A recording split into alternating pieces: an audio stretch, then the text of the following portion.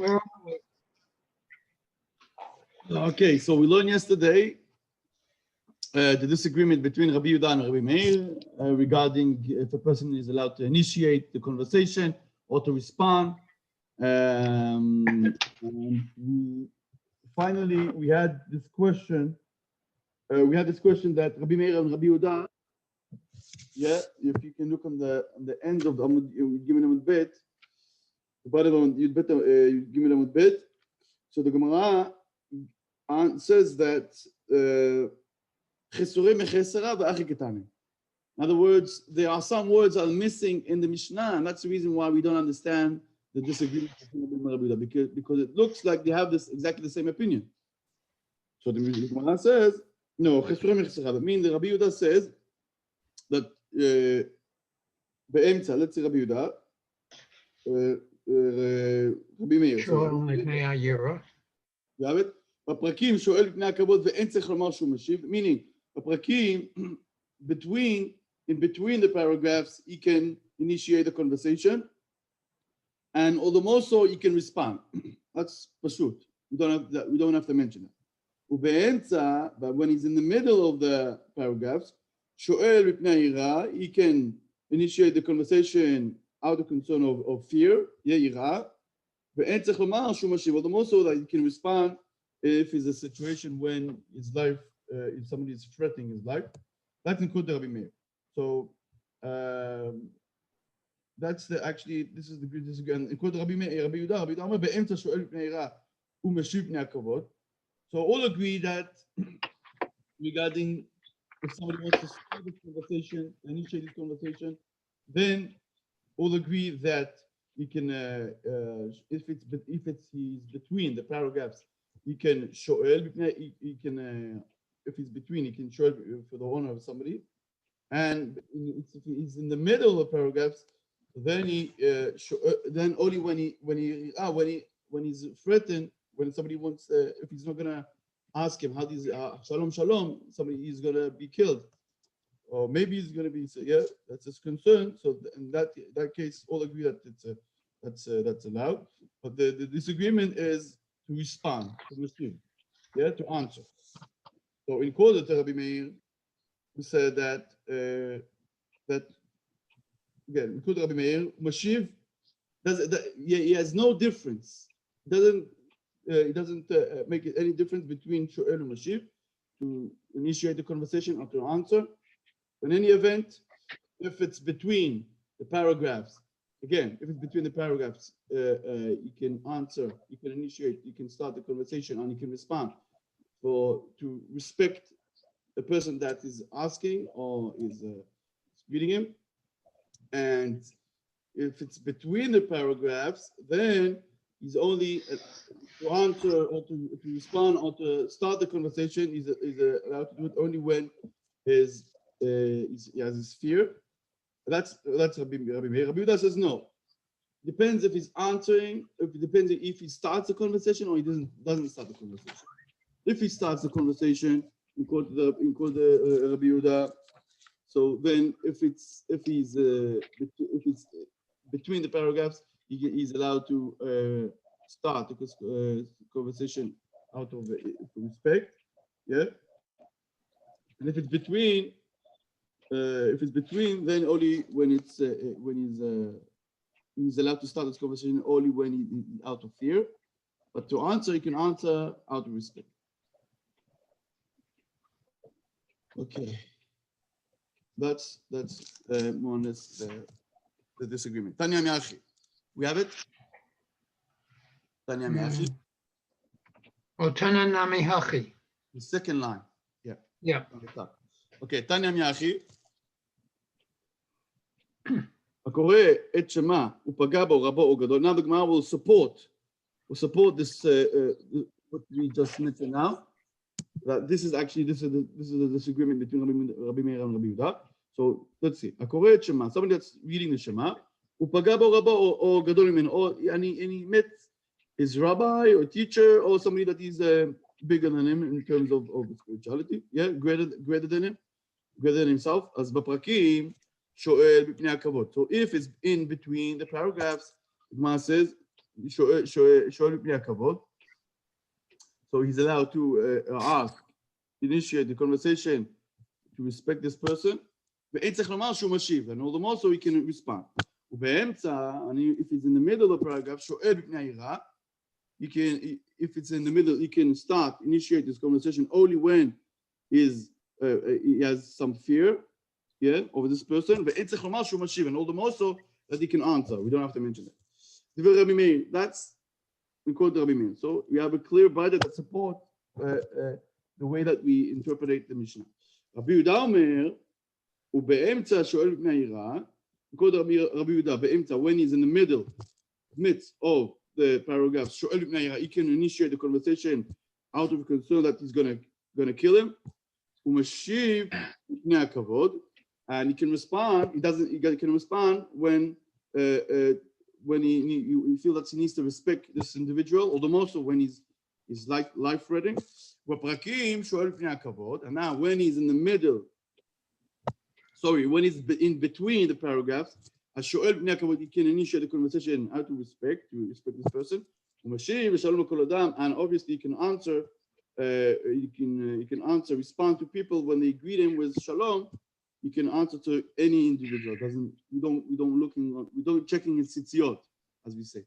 Any person that comes and says shalom, you can answer him if it's in between the paragraphs. Okay. So far that's the conclusion. That's a disagreement between Rabbi Meir and Rabbi Yehuda. Okay. Achi. Tana de Rabbi Chia. It was a rabbi, a more rabbi. His name was Achi. Yeah. In the Tanakh, we can see that we have who is Achi, one of Benjamin's sons, right? Achi Barosh, Mupim Bechupim. So one of the names is Achi. So we have another Emor, his name is Achi, and he was in the academy of Rabbi Chia. I was sitting along there, and he asked Rabbi Chia a question. What was the question? The question is as follows: So far, we discussed about interrupting between in the Kriyat Shema.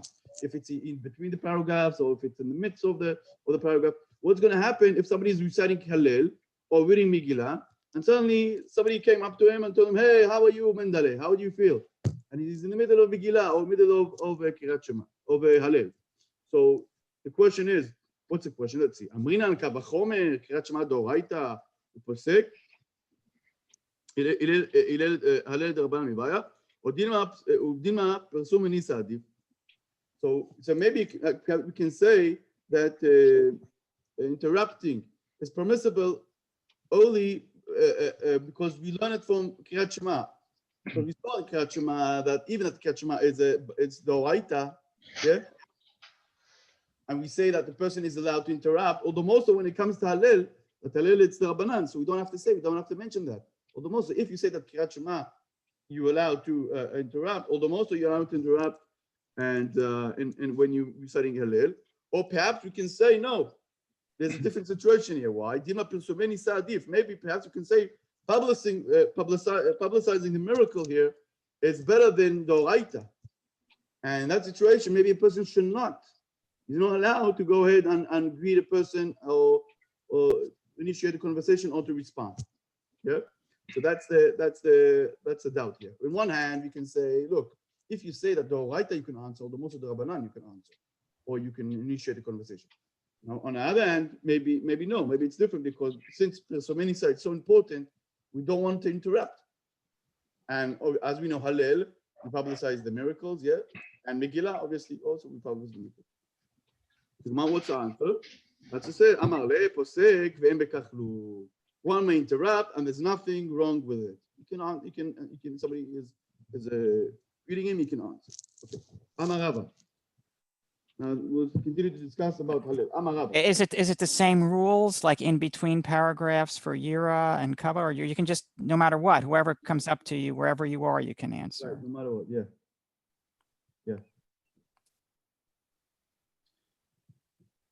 Amar Rava. יחיד, ימים שהיחיד גומר בהם את ההלל, בין, הנה, now we're going to touch your question. But in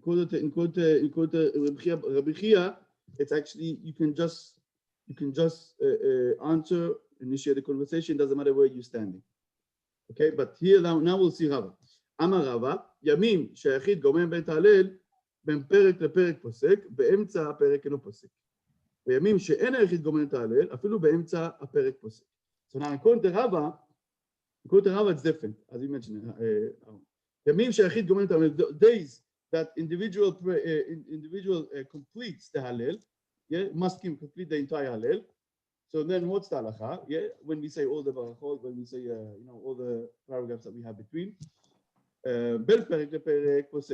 one may interrupt between the paragraphs to greet another person, yeah? But if it's in the midst, if it's in the middle of the paragraph, he can't, he's not allowed to interrupt. That's when that applies only for the days that we don't complete the entire Hallel. Okay? As we know, we have 18 days that we complete the Hallel. Yeah? So those are like Rosh Chodesh that we don't complete the Hallel. וימים שאין היחיד גומם את ההלל, and the days that individual does not complete the Hallel, אפילו באמצע הפרק פוסק. Even you can interrupt even in the middle of the paragraph. Okay? To greet or to reply. So with Hallel, the rules are simpler. It doesn't matter the type of person that it is. It's just where you are in the Hallel. Exactly. The Gemara doesn't distinguish between those that are important or out of fear. So it doesn't matter. It depends if you complete the two rules. If you complete the Hallel, so then you have to check where you're standing. And when you don't complete the Hallel, then either way, you can answer in the middle or in between the paragraphs. Okay, so let's continue. Any question? Rav bar Shava, ikra legabe deravina, בימים שאין יחיד גומר את ההלל הבא, ולא פסיק. We have a story with Rav Shava that he happened to be next to Ravina, and that was on the days that they didn't complete the Hallel. ולא פסיק, and he came up to him and told him, hello, shalom aleichem, he didn't answer. So perhaps you can see from that story that you're not allowed to interrupt.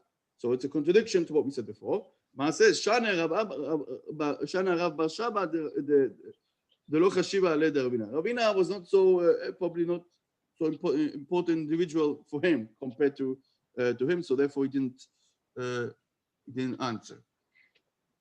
But coming back to what you say, Aaron, if we say that it depends, it doesn't matter if it's an important person, not important person. So what's the answer here of the lo chashiva ale de Ravina? That I mean, right. It seems not important. It's not important. We don't care, right? Right. It seems like there's a little bit of an aspect of who the person is as well. Right. But on the other hand, we can see that actually Rava doesn't make any distinguish. It doesn't differentiate between those kind of things, kavod and ira. But from that story, we can see that there is a difference. Okay. Let's see. Maybe let's see Rashi.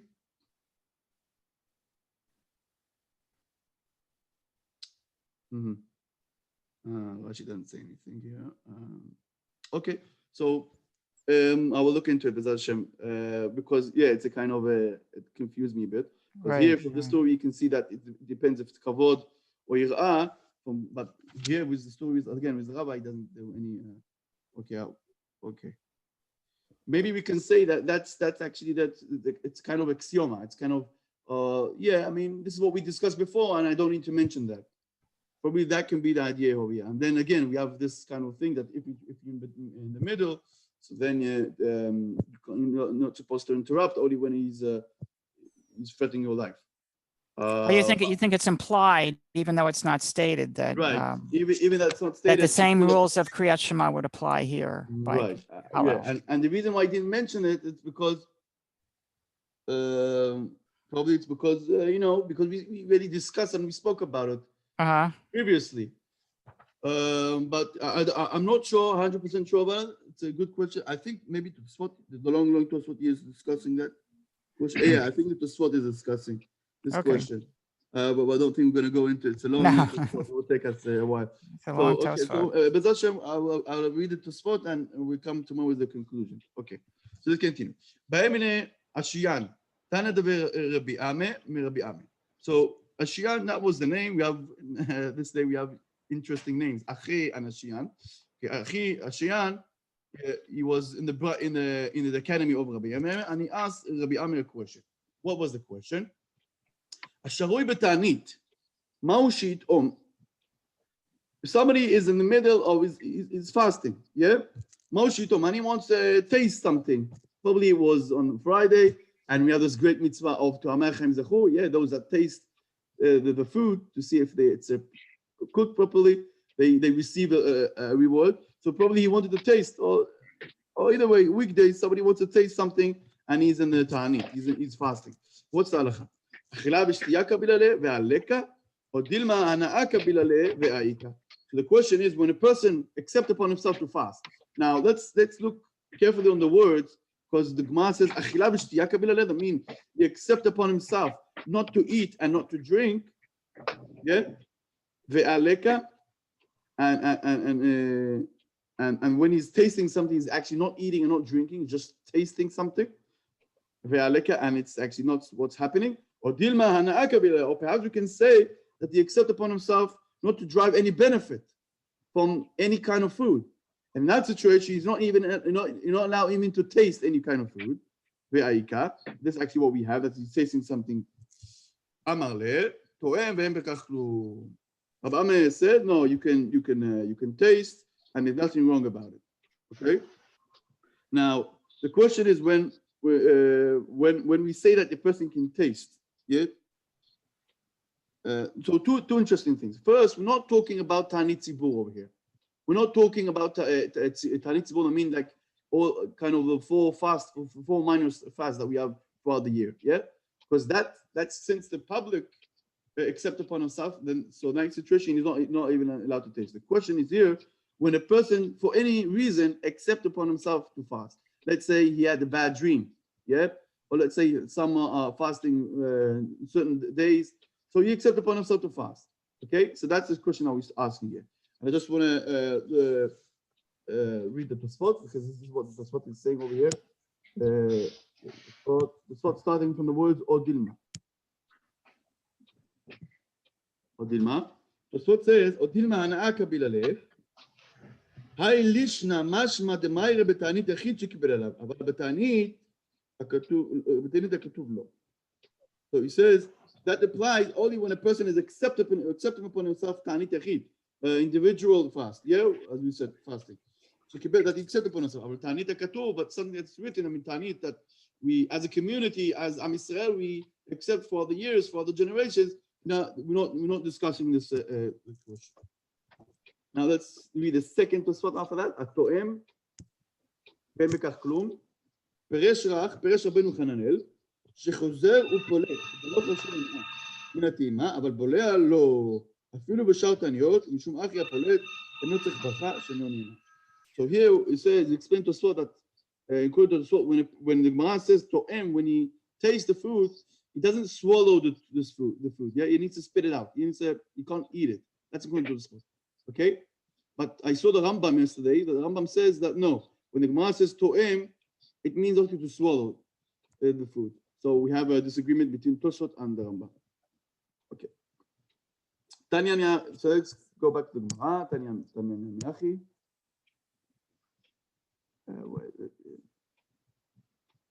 Yeah, over here. Tanya Miachi. The Gemara now supports this ruling that we mentioned. Tanya Miachi, מתאמת אינה טעונה ברכה, והשארו בתענית טוען והם בכך כלום. So somebody that we told in the Bible that somebody that he's tasting something, it doesn't require any baracha, any blessing before he tastes. And somebody that he's fasting, he can taste whatever he wants, and he doesn't need to, we have no problem with it. So now the Gemara will ask, ad kama, until how much a person can eat his food, and he will still consider a tasting, yeah, and not eating. Ma says, so a person can reach this kind of tasting until he gets to Revi'it. Revi'it, it's 86 samak, So it's like cup of plastic, like half of a cup of half of a disposable cup, plastic cup. That's more or less the revi'it. And there's a discussion among the poskim when the Gemara says revi'it. Can he drink this amount of revi'it in one shot, in one time, or perhaps he can eat it slowly until he reaches the revi'it? So that's also a disagreement.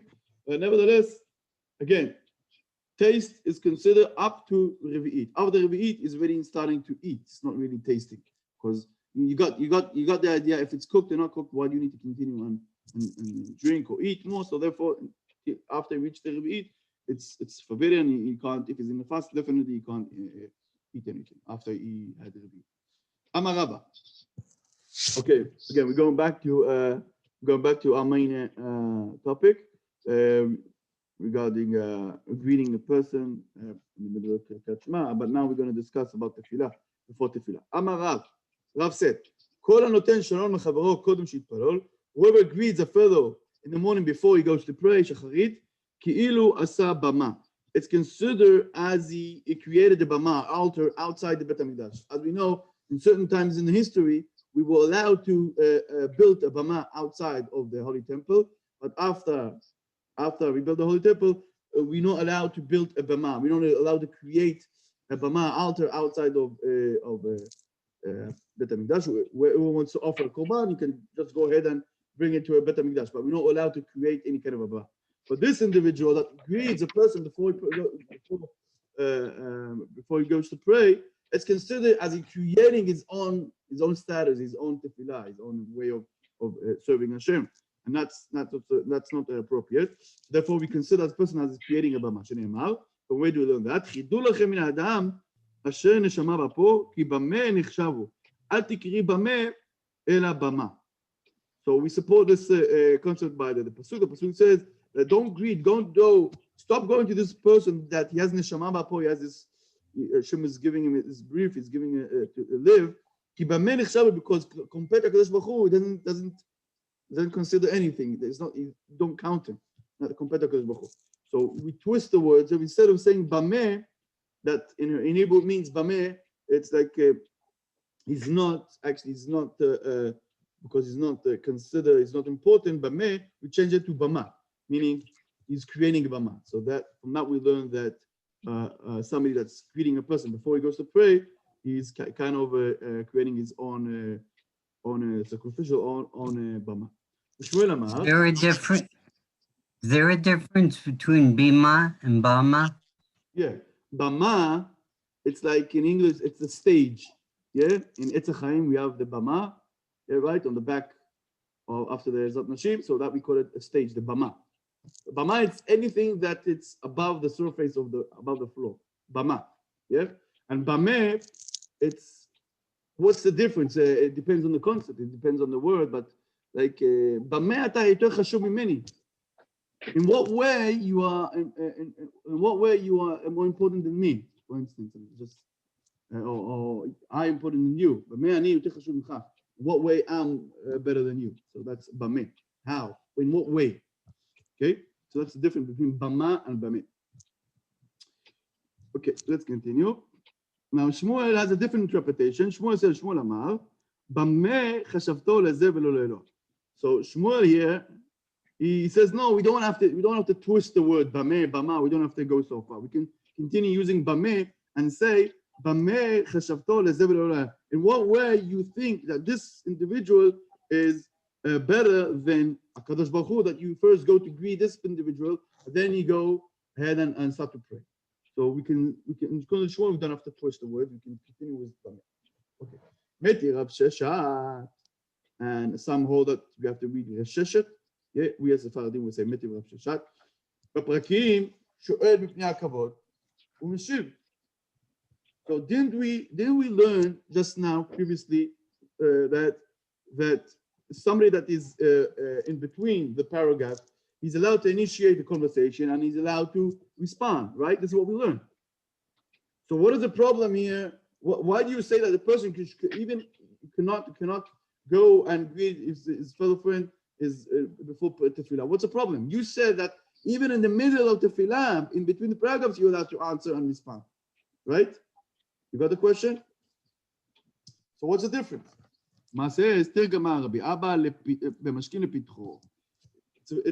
It's a difference here. What's the difference? It says that regarding tefillah, we say that if you just saw your friend on the street, you're allowed to say shalom. That's okay. The problem is that this person is going, especially, he's going to the door, his friend is going to meet him and to knock on the door and ask him, how do you feel? Shalom, shalom. And then only then you go to the tefillah. So that's a problem. When you physically walk and to your neighbor and knock on the door and greet him, that's not right. You can't do that because you have to go first to pray and then go and sit with your friend and talk with him.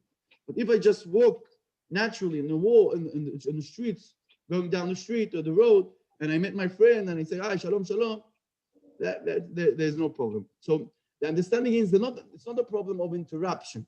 We're not talking about the interruption. Regarding Kriyat Shema, the concern was to interrupt, right? But here we're not talking about interruption, but we're talking about respect. To respect the Kadosh Baruch Hu. So in terms of respecting Kadosh Baruch Hu, it's not appropriate to go first and to greet your friend and then go to pray. But if spontaneously I saw my friend walking in the street, that's not a problem. Okay, so we must Hashem. Maybe we'll learn another piece of Gemara over here. Okay, Amar Rabbi Adi Bar Avi. We're not reading this part because Rashi erased it from the Gemara. Amar Rabbi Adi Bar Rabin, Amar Rabbi Yehuda, Amar Rabbi Yitzchak Bar Ashayan. אסור לו לאדם לעשות חפציו, קודש שיתפלל, שנאמר, צדק לפניו יהלך וישם לדרך פעמיו. So very similar to what we said before. So Rabbi Shein says it's forbidden for a person to perform his personal business, his own business before he prays in the morning. Why? שנאמר, צדק לפניו יהלך. The righteousness will precede him, וישם לדרך פעמיו, and then he will follow. Then his footsteps of his. Then he will go. Then he will go on his way. Yeah. Then he will set his footsteps and on his way. That's the understanding. So first you have to be righteous. You have to be righteous. First you have to pray, and then go do your own business. Okay, let's another piece of Gemara. ואמר רבי דיבר רבין, אמר רבי יצחק בר אשיין, the same rabbi.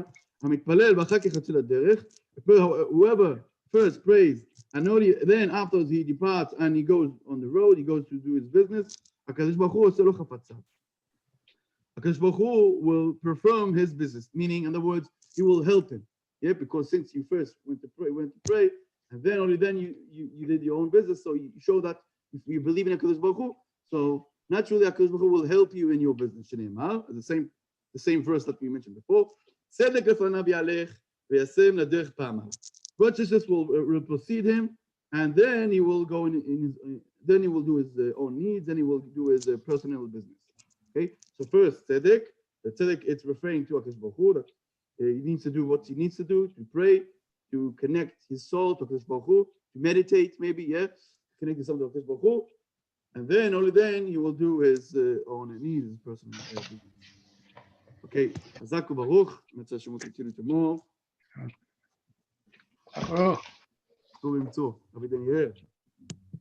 Thank you so much, Rabbi. Yom Tov Likulam, and we congratulate the family that had a bar mitzvah this morning at Eitz Chaim. This boy read Torah very nicely. This concludes the Zoom meeting. Yom Tov. Yom Tov.